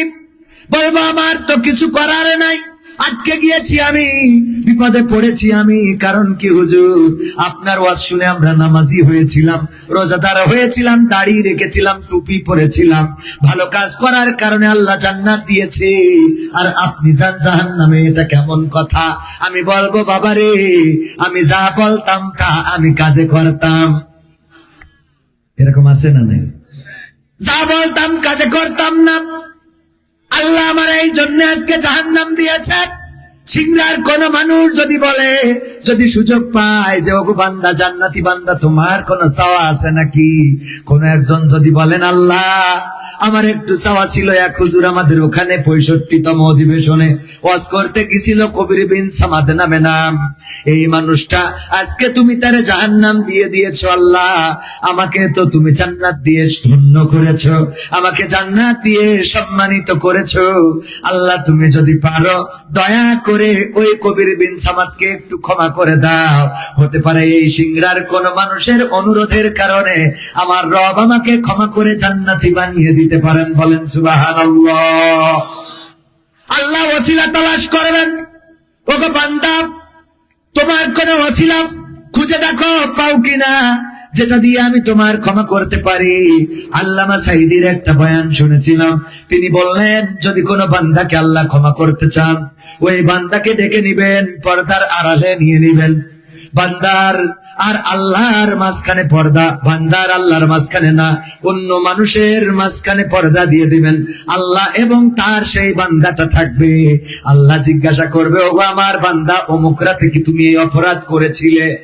বলবো আল্লাহ করেছিলাম। অমুক দিন কি তুমি এই অপরাধ করেছিলে? বলবো আল্লাহ করেছিলাম। অমুক দিন কি তুমি এই কাজটা ঘটিয়েছিলাম আল্লাহ। আল্লাহ বলবেন, তোমার এই অপরাধের জমিনের উপরে কোনো সাক্ষী নাই। আমি আল্লাহ গফুর, আমি আল্লাহ গফফার। আমি তোমার এই অপরাধের সাক্ষী না থাকার কারণে তোমার আড়ালে ডেকে নিয়ে জিজ্ঞাসা করলাম, আরে তুমি তোমার অপরাধ স্বীকার করে নিয়েছো। স্বীকার করার কারণে বান্দা আমি তোমার গোটা জিন্দেগির অপরাধ ক্ষমা করে জান্নাতি বানিয়ে দিলাম। অনেকেই বলেন যখন সব দরজা বন্ধ হয়ে যায় তখন আল্লাহর দরজা খোলা থাকে। আর আমি বলি, সব দরজা যদি খোলা থাকে তাও আল্লাহর দরজা কি বন্ধ হয়? না, বন্ধ হয় না। আল্লাহর দরজা কোনোদিন বন্ধ হয় না। অনেকেই বলে সবার দৌড় যখন শেষ হয়ে যায় তখন আল্লাহর দৌড় শুরু হয়। আর আমি বলি, সবাই যখন একসাথে দৌড়ায় আল্লাহ সেই সাথে দৌড়ানোর সহযোগিতা রাখে না। আমার রব তো এমন রব, আপনি একবার যদি ডাক দেন আল্লাহ, বলেন আল্লাহ,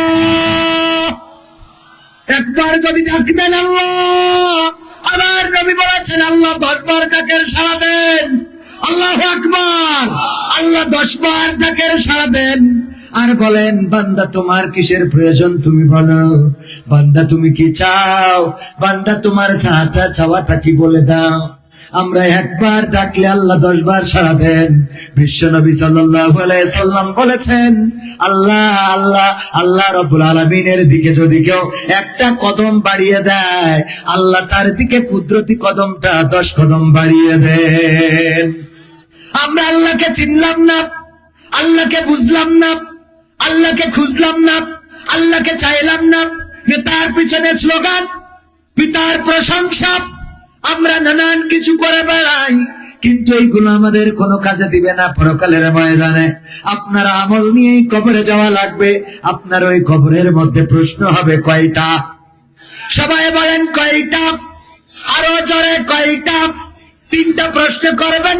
1 নম্বর প্রশ্ন, মান রব্বুকা, তোমার রবকে, তোমার প্রতিপালককে, তোমার ইলাহকে। আমরা রব হিসাবে আল্লাহকে কি মানলাম? আল্লাহকে যদি মানতাম তাইলে কি আর বাজার ভর্তি লোক থাকতো? আর মসজিদটা মুয়াজ্জিনে আজান দেয়, মাঝে মাঝে ইমাম আর মুয়াজ্জিন ছাড়া লোকের দেখা পাওয়া যায়। এরকম মসজিদ আছে না নাই? মসজিদ আছে কিন্তু মুসল্লি নাই। কিন্তু একটা বাজার দেখান, যেই বাজার আছে কিন্তু ক্রেতা নাই। বাজারে লোক ভর্তি, কেনা লাগুক আর না লাগুক, শুধু লোক ভর্তি না। আমি বললাম আল্লাহ কিয়ামতের আগে অনেক কিছু তুলে নেবে। মায়া মমতা তুলে নেবে, মানুষের হায়া খায়া তুলে নেবে। নারীদের লজ্জা, নারীর ভূষণ, এই লজ্জাটা আল্লাহ তুলে নিয়েছে, ঠিক না বেঠিক? লজ্জাটা এখন নাই। এই বছর এসে দেখলাম আল্লাহর একটা জিনিস তুলে নিয়েছে, আমার মন বলে সেইটা হলো নারীদের থেকে আল্লাহ শীতটাও তুলে নিয়েছে। ওদের শীত বলে কিছু নেই।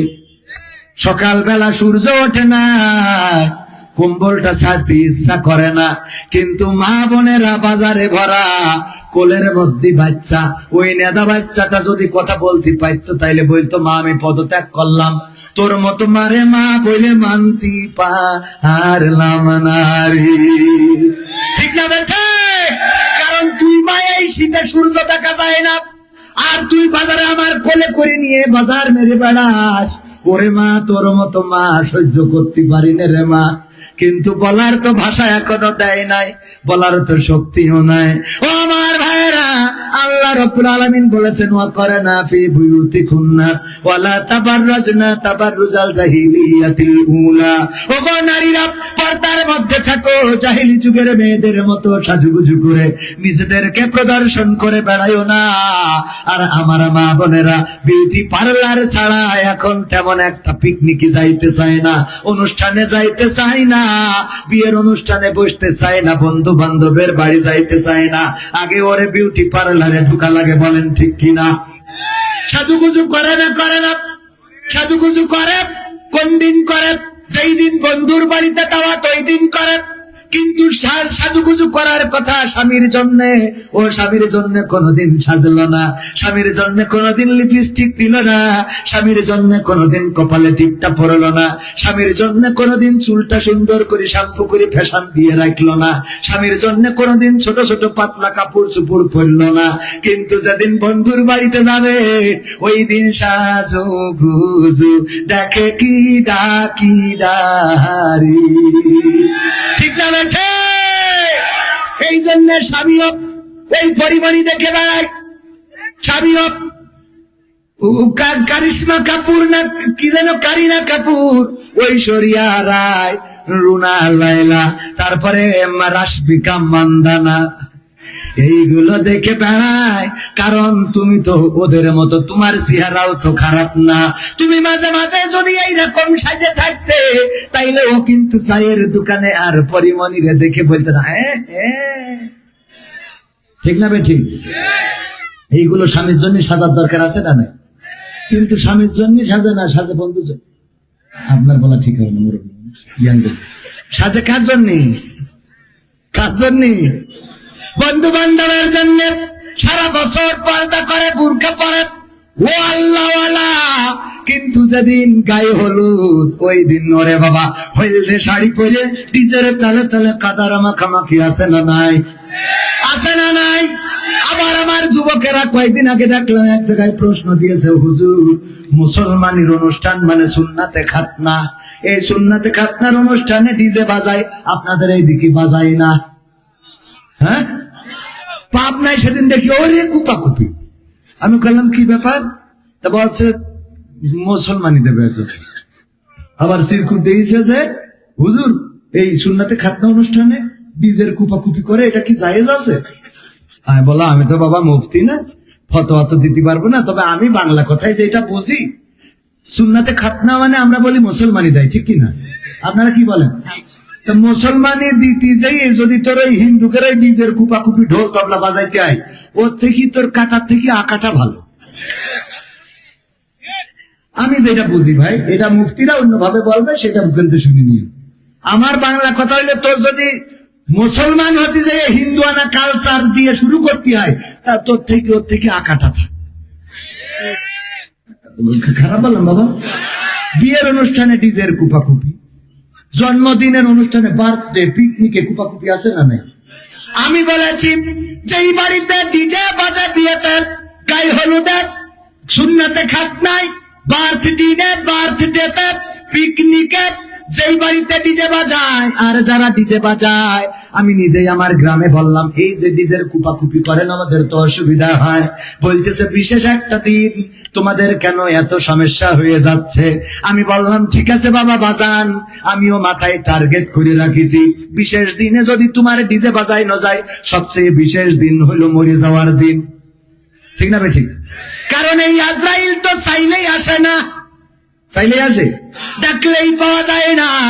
মারা যাওয়ার জন্য সিদ্ধান্ত নিছেন প্রেমিক প্রেমিকা দুইজনে একসাথে আমাদের বিনোদিয়া পার্কে বিষ তেল খেয়েছে, যে এই দুনিয়ায় যেহেতু এক হতে পারলাম না, মরে যেয়ে জাহান্নামে যেন একসাথে থাকতে পারি, দুইজন বিষ তেল খেয়েছে। ও বাবা, ছেলে মরে ভূত হয়ে গেছে, কিন্তু মেয়ে বেঁচে গেছে রে। ও আসলে কি মারার জন্য খেয়েছে? ও রাস্তাটা ক্লিয়ার করলো। এ পাগলরা বোঝে না, না বুঝে ওদের সাথে তাল দেয়। বুঝা লাগবে বাবা, খবরদার, বিয়ের আগে তুমি কারোর সাথে তাল মিলেও না, বাটাম তুমিও খাবা, তোমার জীবন এহকাল পরকাল দুইটাই যাবে। ঠিক না বেঠে? ঘুঘু ঘুঘু ঘুঘু দেখেন না, ঘুঘু এই খাসা বলে, ঘুঘু দেখিছো? ফাঁদ দেখনি? এই যে ফাঁদের মধ্যে যে ঘুঘুটা থাকে, ওই ঘুঘু বাঁশ বাগানে নিয়ে যে পাতে, ও বলে ঘুঘু ঘুঘু ঘুঘু ঘুঘু। ও কি ঘুঘু বলে? ও ও কি বলে, তোমায় দেখলে মনে হয় 1000 বছর তোমার সাথে ছিল পরিচয়, বান্ধবী ছিল পরিচয়। হ্যাঁ, এবার ওই পাশের ঘুঘু বলে, ও সাথী রে যেও না কখনো দূরে। পাশের তে আর এক ঘুঘু বলে, এই খবরদার ওর সাথে তাল মিলিস না। কেন? অথচ তুই তো জানিস না, ও আমি কিতাবে পাইছি, ওখানে একটা খাঁচা আছে, সেই খাঁচার মধ্যে ফাঁক পাতা, ও কিন্তু খাঁচার ঘুঘু, ও তোর এই যে প্রেমের ফাঁদে ফেলে ও ডেকে নিয়ে ওখানে যাবি, পা দিবি, খ্যাচ করে আটকে যাবি। তাই কলিয়া গো কত ভালোবাসা আমার, ডাকতে যে বলছে পড়ে না চোখের পলক। হ্যাঁ, বলছে খবরদার, এরপরেও কথা আছে কি, তা এরপরে তোরে করবে জবাই, তোরে ধরি নিয়ে জবাই করবে, তারপরে ওর বউ এরকম কুড়ি কুড়ি সব ছেড়বে, পশম গুলো তুলবে, তারপরে কাটিয়ে টুকরো টুকরো করবে, তেল পেঁয়াজ রসুন, এই যে পাবনার খাঁটি সরিষার তেল, যে সরিষা হয় আপনার নাটোরে, আর এই যে রসুন হয় আপনার নাটোরে, এই রসুন আর পেঁয়াজ থেতো করে দিয়ে গরম তেল যখন ফুটে যাবে ওর মধ্যে ছেড়ে দেবে, ওর মধ্যে ভুনা হয়ে যাবো, মাখো মাখো করি, ওই মালিক বসে বসে তোমার হাড় গুলো কড়মাড় করে চাবাই খাবে। তোর কথা, এই কথা শোনে কিডা? হ্যাঁ, এই বইলে ঘুঘুর সাথে তাল মিলাইয়ে যখন গেছে, ফাঁদে আটকা পড়ে না, পড়ে না?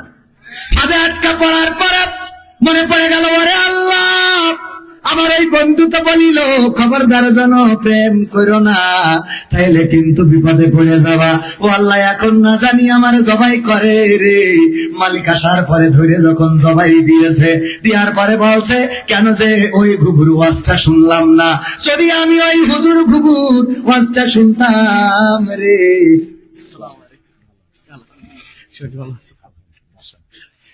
যদি ওই ঘুঘুর ওয়াজটা শুনতাম তাইলে জবাই হওয়া লাগতো না। না জানি আবার জোড়া শুরু করে, এবার জোড়া শুরু করেছে।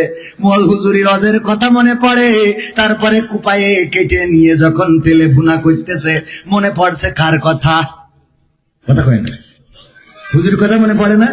এই জন্য যুবকেরা আমার, এরপরে শুধু ভুনা করে নাই, কর্ময় করে চাবায়ে যখন খাই রে, ওই ঘুঘু বলছে, আরে আল্লাহ, যদি আমি একটু কবির বিন সামাদের ওয়াজটা শুনতাম, এই ঘুঘুর সাথে যদি পড়ে না চোখের পলক, ও সাথী রে যেও না কখনো দূরে, রাশমিকা মান্দানা, ঐশ্বরিয়া রায়, কারিনা কাপুর, বুবলি পরিমণি, এইগুলো যদি মেরে না বেড়াতাম রে, তাইলে এই বিপদে পড়া লাগতো না রে। কথা কি বুঝেছেন? তুমি যার লাগে আইএমবি ভরো, তার তো বাটন ফোন, ওরে কেমন করে বুঝবে রে সে, কেমন করে বুঝবে রে সে, ডিজিটাল তোর মন। তুমি যার লাগিয়া, তুমি যার লাগিয়া আইএমবি ভরো, তার তো বাটন ফোন, মেসেজ দিলে সিন করে না, দেয় না তো রিপ্লাই, ভিডিও কলে বলবা কথা, ক্যামেরা তার নাই রে, ক্যামেরা তার নাই। ওরে ডিজিটাল এই যুগ জামানাই, ডিজিটাল এই যুগ জামানাই, অ্যানালগ তার মন। তুমি যার লাগিয়া, তুমি যার লাগিয়া এমবি ভরো, তার তো বাটন ফোন। প্রেম প্রীতি ভালোবাসা বিয়ের আগে নয়, ঠিক না বেটে? প্রেম প্রীতি ভালোবাসা বিয়ের আগে নয়, মনের মধ্যে রাখো যুবক আল্লাহ তাআলার ভয় রে, পরকালের ভয়। ওরে তবেই তুমি মুক্তি পাবা, তবেই তুমি মুক্তি পাবা, তো চোখের আগুন তুমি যার লাগিয়া, তুমি যার লাগিয়া এমবি ভরো, তার তো বাটন। কথা কয় না? তাইলে কি প্রেম প্রীতি বিয়ের আগে করা যাবে?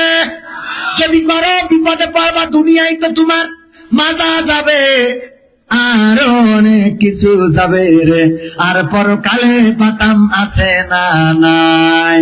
আবার দুনিয়ায় যার সাথে তুমি লাইন মারো আমার যুবকেরা, ওই মেয়ে যদি কালা কুদুরে দাঁত উঁচু কোনো সরকারি চাকরিজীবী পায়, তাইলে তোমার ছেড়ে তার সাথে চলে যাবে। তুমি ফোন দিবা, দিয়ার পরে বলবে আমারও না অনেক ইচ্ছা ছিল, কিন্তু আব্বা আম্মার কারণে পারলাম না।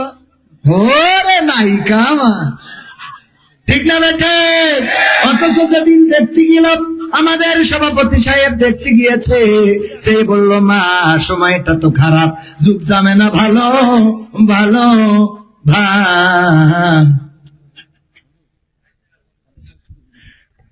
ও আমার ভাইয়েরা, আপনাদের কি কষ্ট হচ্ছে? কষ্ট হচ্ছে?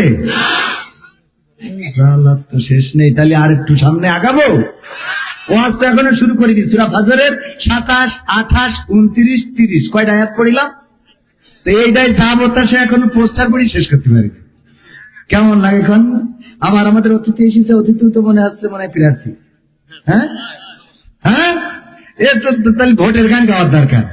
নির্বাচনের গরম হাওয়া লেগেছে লেগেছে, নির্বাচনের গরম হাওয়া লেগেছে, ষাটকোট সব রেখে ঘরে পাঞ্জাবি আর টুপি পরে, ষাটকোট সব রেখে ঘরে পাঞ্জাবি আর টুপি পরে, ভোটের তারে রাস্তায় কেউ নেমেছে নেমেছে, নির্বাচনের গরম হাওয়া লেগেছে, কাউকে এখন ধরবে হাতে কাউকে ধরবে পাই, পুরো চাচার বলবে ডেকে তুমি আমার ভাই, পকেট থেকে বের করিয়া দিবে টাকার নোট, বলবে আমি জনদরদি দিও আমায় ভূত। এসব শুনে কলিম চাচা, এসব শুনে কলিম চাচা অনেকখানি রেগেছে রেগেছে, নির্বাচনের গরম হাওয়া লেগেছে। কারণ কি? কারণ হলো 10 টাকা চাল খাওয়ার চাইলো, খাওয়াইনি। এইবার সেই আবার যখন বলছে যে আমি আবার ঠিকঠাক করি দোকানে, তখন বলছে তোর সাথে আর কোনো কথা নেই। পড়বে নেতা উজু ছাড়া কেমন ইমানদার, জানে না কোনটা কিসের নামাজ কোনটা জানাজা। এমন নেতা আছে না নাই? ঈদের সময় টেলিভিশনে দেখি বলতেছে আগামীকাল সকাল 9টার সময় ঈদুল আজহার জানাজার নামাজ। ঈদুল আজহার কের নামাজ? পড়বে নেতা উজু ছাড়া কেমন ইমানদার, জানে না কোনটা কিসের নামাজ কোনটা জানাজা, দিবে সালাম পথে ঘাটে দেখলে কোন লোক, মুসলিম কিংবা হিন্দু বৌদ্ধ খ্রিস্টান হয় হোক, বসন্তেরই কোকিল ওরা বসন্তেরই কোকিল ওরা এমন সাজে সেজেছে সেজেছে, নির্বাচনের গরম হাওয়া লেগেছে। করবে নেতা জনসভা বলবে কত কথা, পাশ করিয়া মুছে দেবে গরিব দুঃখীর ব্যথা, ভাঙা রাস্তা করে দেবে পিচের ঢালাই, ঘরে ঘরে কারেন্ট দেবে লোডশেডিং ও নাই। বলে না বলে না? অথচ আজকে আমি গাড়ির গ্যাস নিতে পারলাম না। আমার দেশের গ্যাস, আমি পাম্পে গেছি কয় হবে না, পাম্পে লিখেছিস গ্যাস নাই। ডক্টর ইউনূস সরকার সব জায়গায় ব্যর্থ, ডাইরেক্ট বলছে তাতে ফাঁসি হবে।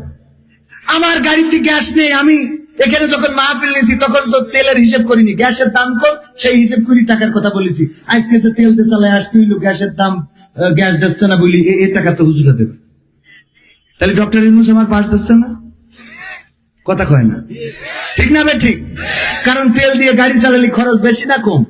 ডবল খরচ, উনারা ডবল টাকা দেবে আমার।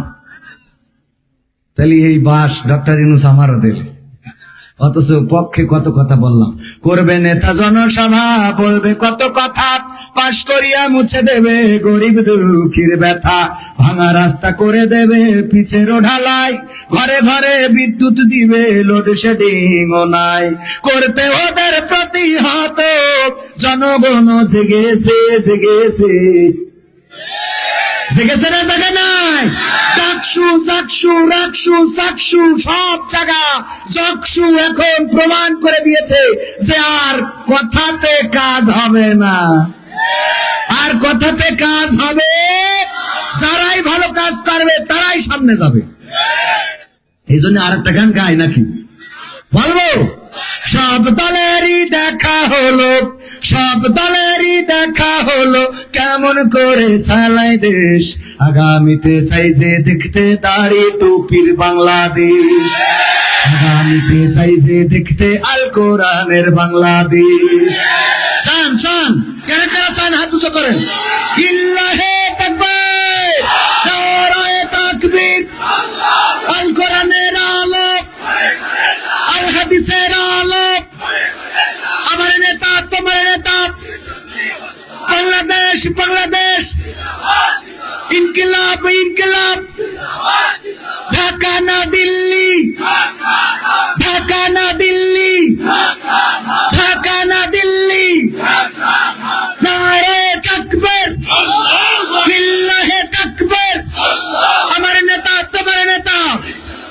আমার নেতা তোমার নেতা, আমরা সবাই রাসূল সেনা, ভয় করি না বুলেট বোমা। নারায়ে তাকবীর। হাত উঁচু করেন একটু, হ্যাঁ করেন জোরে, হ্যাঁ মুট করেন, মুট করেন, ছাড়েন, মুট করেন, কি ফাইন লাগছে, মুট করেন, ছাড়েন, ফাইন লাগছে। বাম হাতটা নামান, ডান হাতটা এবার, ডান হাত কল্যাণের হাত। এটা কিসের হাত? আল্লাহ নবী সাল্লাল্লাহু আলাইহি সাল্লামকে আদম আলাইহিস সালামকে সৃষ্টি করার পরে দুই হাত আল্লাহ মুট করি বললে কোন হাতটা চয়েস করবা? আদম আলাইহিস সালাম বললেন আমি ডাইন হাতটা চয়েস করলাম। অথচ আল্লাহর দুইটা হাতই কুদরতের, আলহামদুলিল্লাহ। তো ডাইন হাতটা এটা আদম আলাইহিস সালাম আল্লাহর ডাইন হাত যেটা নিজের সেটা চয়েস করেছেন, তার মানে এটা একটু বরকতময়। হাত উঁচু করেন, হ্যাঁ এবার মুট করেন শক্ত করে, খুলবেন না, মুট করি পকেটে ঢুকান, নিজের পকেটে না থাকলে পাশেরটায় একদম। আমার স্বেচ্ছাসেবকরা যাচ্ছে, আমিও ঢুকাইছি পকেটে যা আছে আল্লাহর রাস্তায়, এই যে যা টাকা পয়সা বাঁচাইলাম পথে তা দিয়ে ঠিক গেল। আমার রব বলেছে ইয়া আইয়ুহাল্লাযীনা আমানু লিমা তাকুলুনা মা লা তাফআলুন, এমন কথা বলবা না যা কাজে করবা না। আমি ঢুকাবো না, আপনাদের হাত ঢুকালে হবে? কাবুরা মাকতানি ইনদাল্লাহি আন তাকুলু মা লা তাফআলুন, এটা অত্যন্ত অপছন্দের আল্লাহর কাছে যে নিজে বইলে কাজে করো না। আমি মেরে দিচ্ছি, এবার আপনারা মারেন। এবার এখানে মাদ্রাসার এতিমদের জন্য আপনারা টাকা দিলে গানটা পুরাটাই শোনাবো। ওইটা এখনো তো বাকি, ওইটা শুনতে হবে না বাবা। আমার তো গান খালি মনের মধ্যে আকু পাকু করতেছে। এই যে 100টার উপরে বইয়ে গান লেখা, আল্লামা সাইদির একটা বই আছে এখানে, আপনারা এই দুইটা বই 100 টাকা করে দাম, দুইটা বই 200 টাকা। আপনারা চাইলে একটা আব্দুল্লাহ আল আমিন এবং মুফতি আমির হামজা ভাই সম্পাদনা করেছেন। আর এটাই আমি যত সঙ্গীত গাই সমস্ত সঙ্গীত লেখা এখানে আছে, চেষ্টা করবেন নেওয়ার জন্য, আল্লাহ কবুল করুন, বলেন আমিন। এবার আসেন, আল্লাহ বলেছেন ইন্নাল্লাহা ইশতারা মিনাল মুমিনিনা আনফুসাহুম ওয়া আমওয়ালাহুম বিআন্না লাহুমুল জান্নাহ। আমার আল্লাহ বলেছেন, ওগো আমার বান্দারা, তোমরা আমার রাস্তায় যে জান এবং মাল খরচ করো, তার বিনিময়ে আমি জান্নাতটা তোমাদের নামে লিখে দিই। এখন আসেন, আমাদের স্টেজে অনেকেই আছেন, গণ্যমান্য ব্যক্তিবর্গ আছেন। এই বিশাল মাহফিল, ঐতিহ্যবাহী মাহফিল 65তম এই অধিবেশনে মাদ্রাসা যেটা চলে, অনেক পুরাতন একটা মাদ্রাসা, এই মাদ্রাসায় এতিম ছাত্ররা পড়ে, তাদের জন্য 5,000, 10,000, 50,000, 1 লাখ টাকা দেওয়ার মতো অনেকে আছেন। কোন আল্লাহর বান্দা আছেন? আমি মুসাফির মানুষ, দোয়া করে দেব একটু তাড়াতাড়ি আসেন। আর আমার স্বেচ্ছাসেবকেরা প্যাকেট নিয়ে ভিতরে যাচ্ছে, যারা উঠে আসতে পারবেন না ওই প্যাকেটের মধ্যে 10 টাকা, 20 টাকা, 50 টাকা নয়, ওই প্যাকেটের মধ্যে 500, 1000 টাকার নোট দিয়ে দেবেন। যাওয়ার ভাড়া যদি না থাকে আগে দেবেন, তারপর আমাদের কাছে ধার করে নিয়ে যান, যাওয়ার ভাড়া দিয়ে দেন আজকে, দিয়ে তারপরে এসে বলবেন হুজুর আবেগে দান করে ফেলেছি। ওই গোলাম রাব্বানী ভাই বললো যে যার যা আছে পকেটে দিয়ে দেন, প্যাকেটে 2 প্যাকেট আকিস বিড়ি দিয়েছে, দিয়ে আবার লিখে দিয়েছে হুজুর আমি তো 2 প্যাকেট আকিস বিড়ি কিনিলাম, তা আমার টাকা নেই, ওই 2 প্যাকেটই দিছি। আমার দাবি হলো 1 প্যাকেট কমিটি দিয়ে আর 1 প্যাকেট আপনি বাড়ি যেই টানবেন। রংপুরে গোলাম রাব্বানী ভাই মুখী শোনা। এখন আপনারা যদি চান সেও দেন, আমরা পাইছি খাবার না। আজ আবার সে বিড়ি নিয়ে এক কথা বলে তো বিপদে পড়ে গেছে।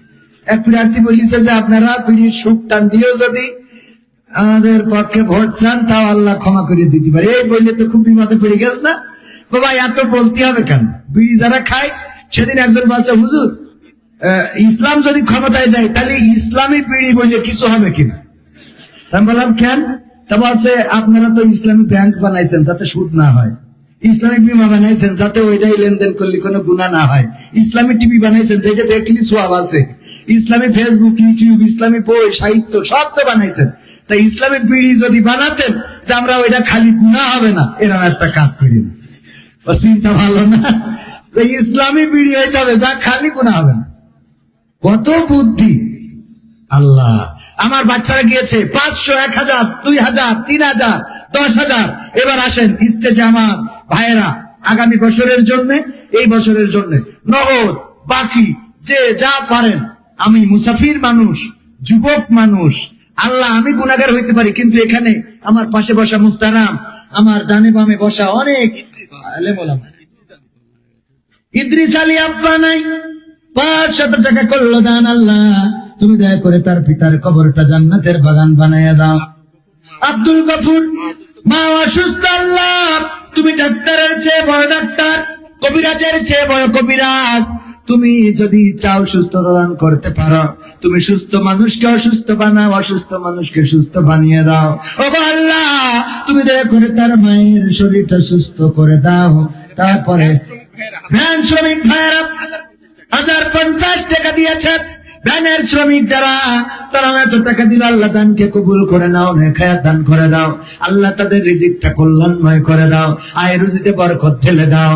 ও গো আল্লাহ, তুমি তাদের পরিবার, সন্তান সন্ততি